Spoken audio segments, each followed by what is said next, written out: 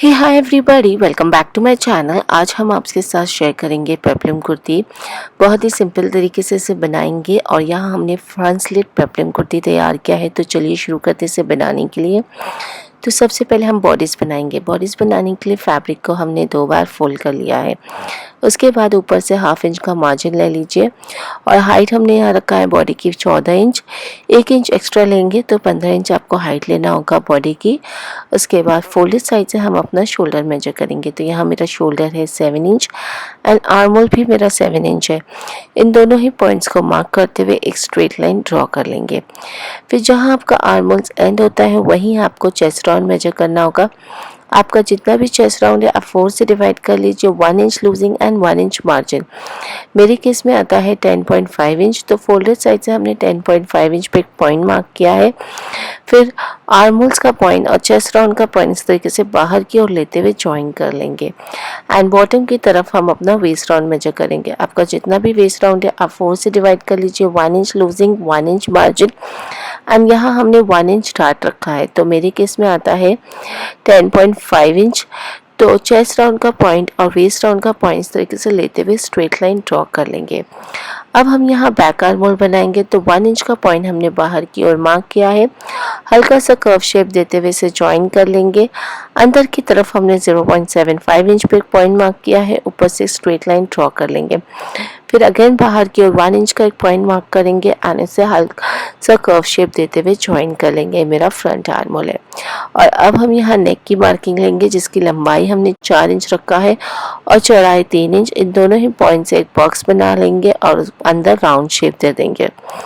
1/2 inch का margin हमने arm hole पे मार्क किया है शोल्डर स्लोप के लिए और इस तरीके से स्लांट वे में ज्वाइन कर लेंगे। एंड इन सारी मार्किंग एरिया को कट कर लेना होगा। कटिंग करते समय अब ध्यान दीजिए आपको सिर्फ बैक आर्म होल कट करना होगा। तो ये हमने कट कर लिया है। कट करने के बाद जब आप ओपन करेंगे आपको 2 पार्ट रिसीव होगा। एक होगा आपका फ्रंट और एक होगा आपका बैक। आपको फ्रंट पार्ट लेना होगा, उसे अगेन हाफ में फोल्ड करना होगा और फ्रंट आर्म होल की कटिंग कर लेनी होगी।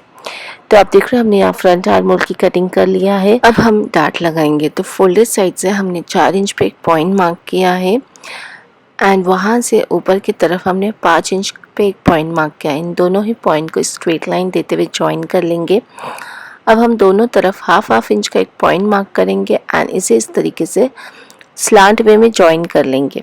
सेम मेजरमेंट से हमें दूसरे साइड पे भी डार्ट लगाना होगा। तो हम इसे ओपन कर लेंगे। ओपन करने के बाद इसे अगेन इस तरीके से हाफ में फोल्ड करते हुए और आप इसे प्रेस कर लीजिए ताकि दूसरे साइड सेम निशान आ जाए और इसे चॉक की मदद से आप इसे डार्क कर लीजिए। और अब हम इसे स्टिचिंग करेंगे। इस तरीके से स्लांट वे में पकड़ते हुए आपको स्टिचिंग देना होगा उल्टा साइड रखते हुए। इस तरीके से आपका डार्ट लग जाएगा। सेम तरीके से हमने बैक पार्ट पे भी डार्ट लगा लिया है।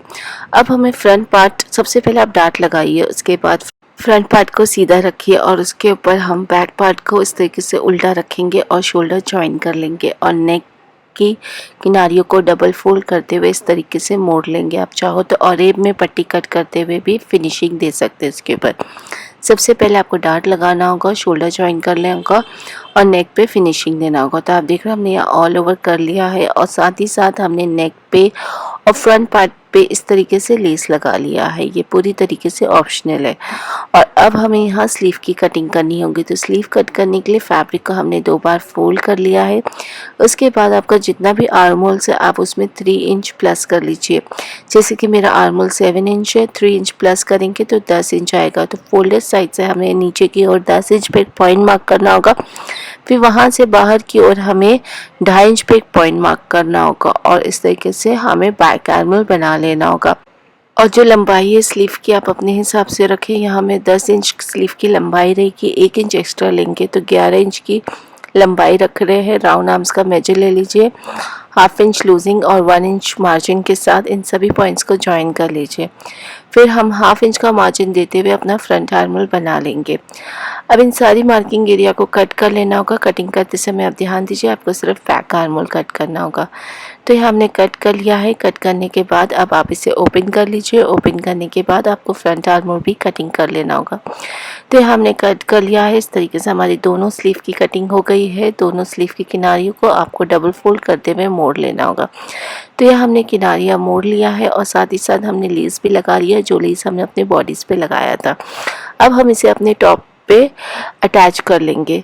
तो बॉडी को सीधा रखेंगे और स्लीव को उसके ऊपर उल्टा रखेंगे। ध्यान देना होगा फ्रंट आर्मोल का हिस्सा फ्रंट आर्मोल पे आए और बैक आर्मोल का हिस्सा बैक आर्मोल पे आए।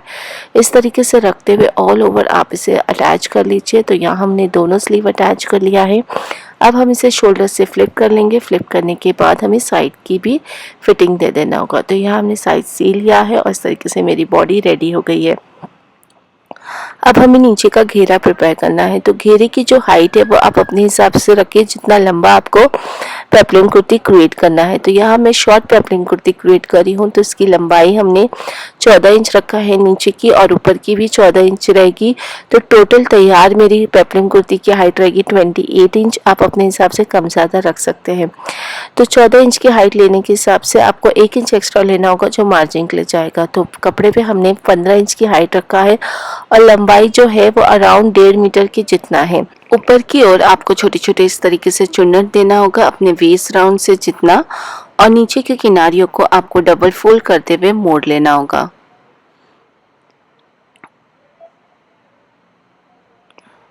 तो आप देख रहे हैं हमने यहाँ ऊपर चुन्नटें दे दिया है, नीचे के किनारियों को मोड़ लिया है, साथ ही साथ हमने लेस भी लगा लिया है और यहाँ हमने साइड की भी किनारियों को डबल फोल्ड करते हुए मोड़ लिया है। अब हम इसे अपने बॉडीज़ पे अटैच कर लेंगे। तो बॉडी को हमें सीधा रखना होगा और जो घेरा हमने बनाया था उसे उसके ऊपर उल्टा रखना होगा और सेंटर से हमें शुरू करना होगा, क्योंकि ये मेरा फ्रंट स्लिट है इसलिए हमें सेंटर से शुरू करना होगा और गोलाई में इसे स्टिच कर लेना होगा। तो आप देख रहे हैं हमने यहाँ स्टिच कर लिया है। इस तरीके से मेरी ये सुंदर सी पेप्लम कुर्ती तैयार हो गई है। इसके बॉटम पे आप लहंगा बना के कैरी कर सकते हैं, बहुत ही सुंदर लगेगा, या प्लाजो पैंट भी कैरी कर सकते हैं। सो गाइज, अगर आपको मेरा आज का ये वीडियो हेल्पफुल लगा हो, पसंद आया हो, तो मेरे चैनल को साथ साथ शेयर करिए, सब्सक्राइब करिए, मुझे सजेस्ट करिए आगे मैं आपके लिए किस तरीके की वीडियो बनाऊं। Till then, thank you for watching, bye bye.